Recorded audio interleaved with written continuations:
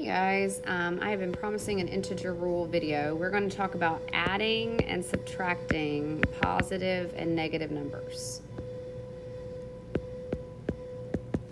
Okay, when you're adding and subtracting positive and negative numbers, I think of always adding, always combining. So when I see a number that looks like 10 minus 50, I don't look at this as 10 minus 50 anymore. I look at it as having a positive 10 and a negative 50.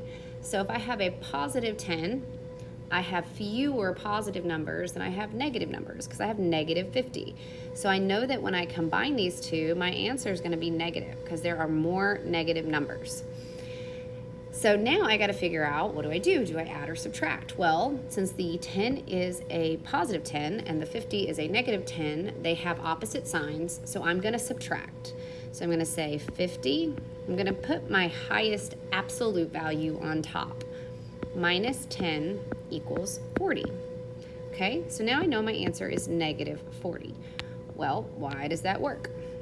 It's because a positive cancels out a negative. So if I have a positive 4, but I have a negative 5, if I were to express that, I would have 1, 2, 3, 4 positives, and I have 1, 2, 3, 4, 5 negatives. Now, each negative is going to cancel positive out. So this negative cancels this positive.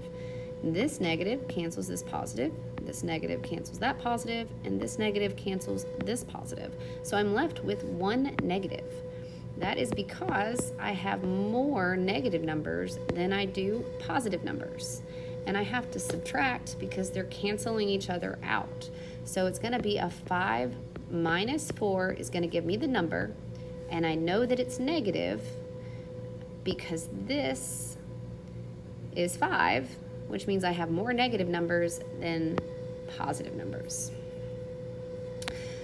Now, that's the hard part. If we have two negative numbers, like a negative 10 and a negative 3, they're both negative.